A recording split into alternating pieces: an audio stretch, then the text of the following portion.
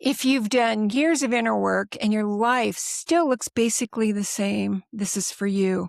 You've read the books, you've tried the tools, you understand that your thoughts matter, and you understand that your inner state matters. So why doesn't anything change? And if you're honest, that question starts to feel heavy. Because after a while, it just doesn't feel like another technique is missing. It starts to feel like you're the problem.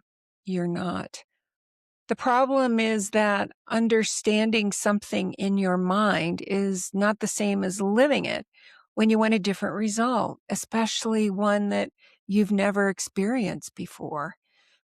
If you're new here, I'm Wanda Vitale, and this is the Reality Architects, where I talk about how highly sensitive people and empaths create results differently because we're wired differently.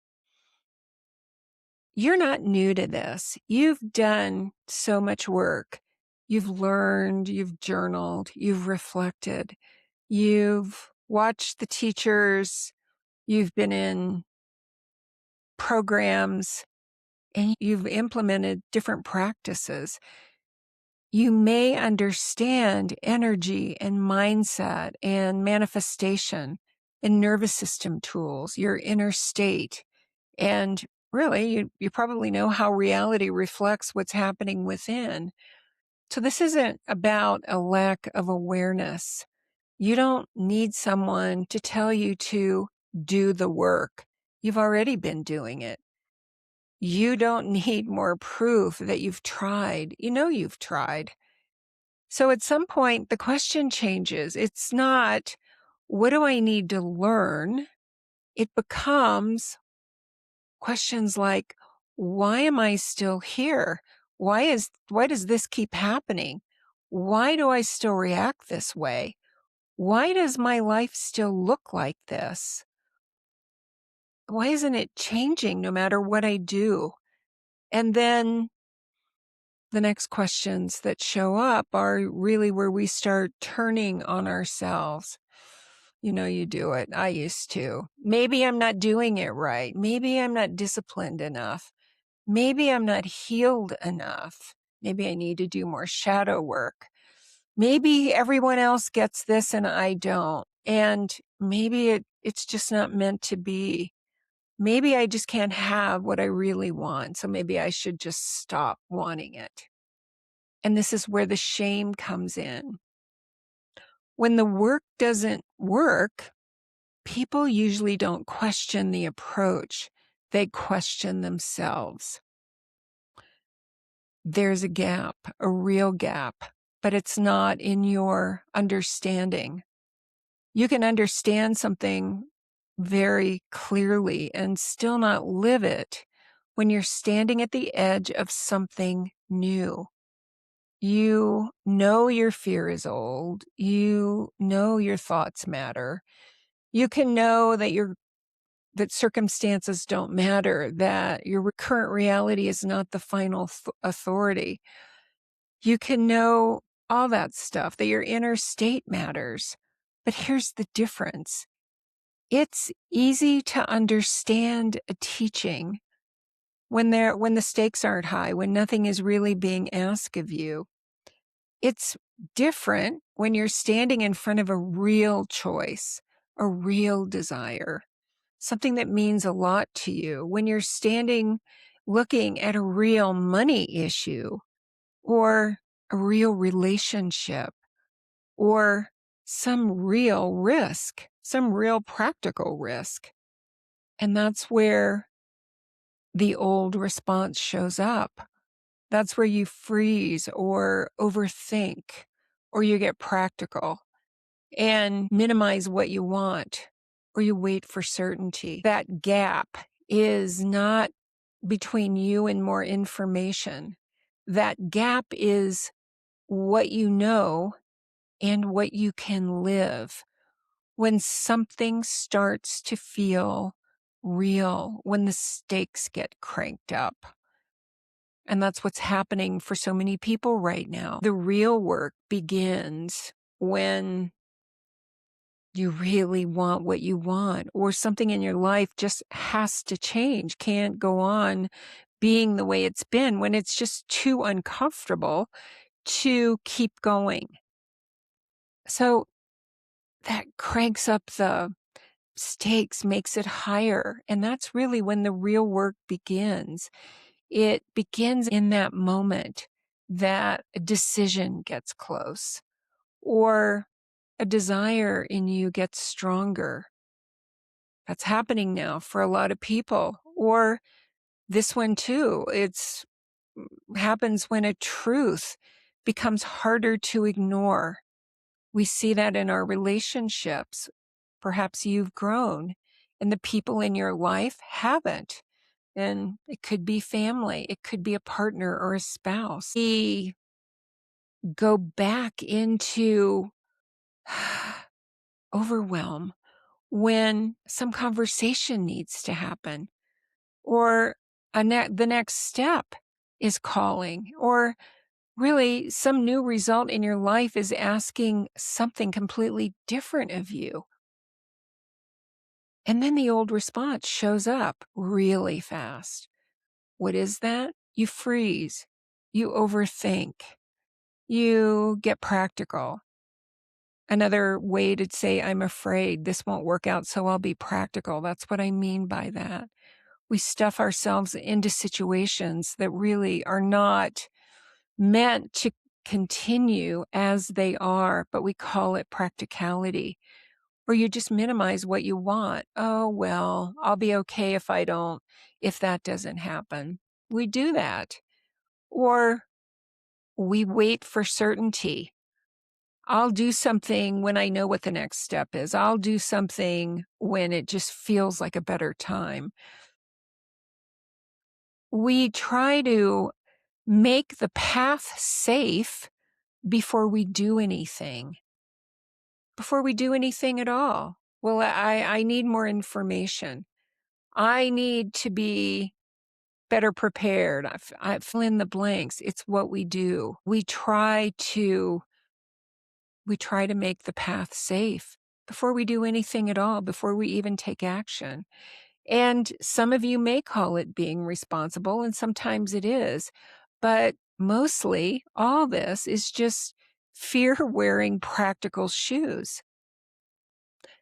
The old life renews itself in the moment that the old response takes over before your new choice can lead. And this is why the body matters. Not because the body is the master, and certainly not because you need another thing to fix. It's not because the body is a problem, but the body is where the old response shows up first. You've got to do something. You've got to make a decision, or it's just time to do the thing that you need to do. But what happens? Shows up in the body. Could be a tight chest or a heavy belly. You call it intensity. That's a word for it. Or we hold our breath. And don't even realize that we're doing it. We have tension in our jaw, or we feel pressure or numbness. That's what overwhelm can be. When you're overwhelmed, it just feels like you go numb. Or it could be, it's just that feeling of, I have no idea what to do. And so most people go straight to the mind. Okay, what does this feeling mean? What does it mean? What should I do? Well, what if I'm wrong? What if this doesn't work? And gosh, what if I do this and I lose something? Come on, I'm 50 or I'm 45. I don't have a whole lifetime to figure this out. What if I lose everything? So right at that moment, you're not with the feeling anymore. You're in the story about the feeling. The body is the doorway to the future you want, because the body is where the old response can finally change. But Most people try to act from reaction, or they try to think their way out of it. But action from reaction always creates the same pattern. See, if you take action trying to avoid fear, whatever you create is going to be based in fear. We take action because we believe I'm not enough, so I have to prove that I'm enough. So we work endless hours or do too much, and we're exhausted. That's what I mean. You can't create a new life while your body is still bracing against that new life. And this is where coherence matters, not as the destination, but as a doorway. Coherence is where the next clear idea can land. Coherence is presence. It's where the next idea, the next step becomes available. It's when an intuitive idea drops. You finally can hear it and you know what to do. It's where you stop reacting to the old meaning that you've given things and you return to yourself. You return to your body. You return to peace. Don't solve from the reaction. Return to coherence first. And for highly sensitive people and empaths, that is absolutely necessary because you are plugged in to the field, to everything, all of it, all the time, 24/7. And until you understand how to work with that, it throws you off. And so for highly sensitive people and empaths, we have to return to peace, to coherence in the body before anything else can even work. So the next time you notice yourself spinning or freezing or trying to figure everything out, going into some story, just slow down, pause, insert a pause. Don't chase the story. Don't try to solve anything from inside your reaction or inside the story that you're in. Start here. Am I trying to figure out my next step? Am I trying to figure my way out? Or can I return to coherence first? And then breathe. Breathe deeply into your belly. Feel your feet. Feel your seat. Let your breath slow down. Let your shoulders drop. Let your body know you're here and present in the moment. And then ask yourself, what just took over? Was it fear? How about doubt? Was it needing certainty? Was it, I don't know what to do? Was it, I can't trust this? Was it, I have to be practical here? And then ask yourself the question that I personally have used for decades. It was posed to me, 40 years ago. What would somebody have to believe in order to experience this in this way? What would somebody have to believe in order to experience this in this way? So we don't have to analyze it forever, but we do it to see the old meaning clearly. And then come back to, if that old meaning is not the authority and it's not true, what is one step I could take right now? Not the whole path, one step, one conversation, one decision, one pause. Maybe it's a boundary, one honest yes, or maybe it's an honest no. I used to think that that life did not have my back. Many of you have that one where you feel powerless. And so I would ask myself the question, what would somebody have to believe in order to experience this? Our lives are a reflection. That's why I call it the reality mirror. And for me, a lot, it was, I don't believe I get to have what I want. I don't believe that life has my back. I don't believe I have support. I have to do it alone. And actually, many of the brilliant, capable people that I work with have these because we've learned to do it ourselves when we don't have to. But this is what I'm talking about to give you some ideas for how this is playing out in your life. And we don't need a big path because the path doesn't show up that way. You need one step from alignment, from presence. Take that deep breath and then ask, what else is possible here? What is one thing I could do right now that would move me in the direction of what I want? Something will come in.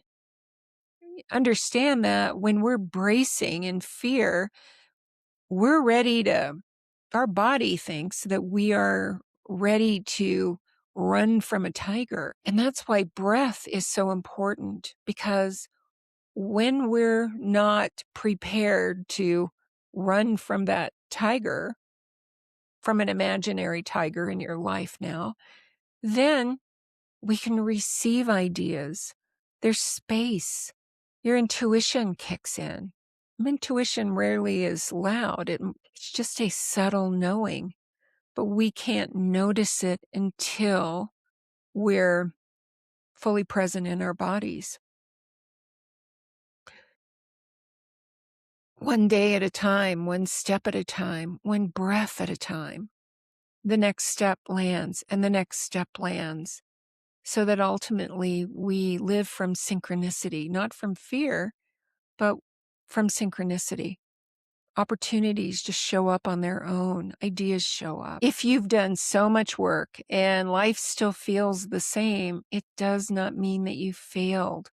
It just means that your work is ready to move from understanding into the next phase, which is embodiment. From knowing the truth to living it when it actually matters. From reacting to choosing, and from managing life to consciously creating it, because we're creating it either way. Your life is not waiting for more information. Your life is waiting for you to become available for what you already know. And that doesn't happen by forcing yourself. It happens when you stop leaving yourself, when you stop leaving your body, leaving the feeling and going into your story and letting the old response, your old story, your old triggers, your old assumptions and beliefs take over. Your life doesn't change because you need to understand more. Your life changes when your body can stay with new responses, new meanings, new assumptions long enough for the reality mirror to change. We don't get what we want. We don't even get what we desire. We always get who we are being now and now and now. And that happens in the moment. That happens as we notice where we contract, where we notice when our old stories take over, and instead take a breath, come back to presence, and we get to choose. What's my new way to respond to this? And that's when life changes. That's why the body is everything. I'm also putting together a small live group called beyond the mind. It's for people who recognize this pattern, who understand a lot, and you still freeze or you overthink or you just get practical or you pull back when this next era of life that's unfolding now, when it gets close. A few people have asked for this, and there's enough that it will be a small group live, probably 4 weeks. I'm putting it together now. We'll work with this practically. How to turn the energy of those triggers, how to turn those into creative energy, because they are just trapped. Your triggers are trapped energy that you can use to create the life that you want. How to stop letting the old reaction take over, and how to let the next step land easily and effortlessly. I'll share more soon, and stay tuned for that if you're interested.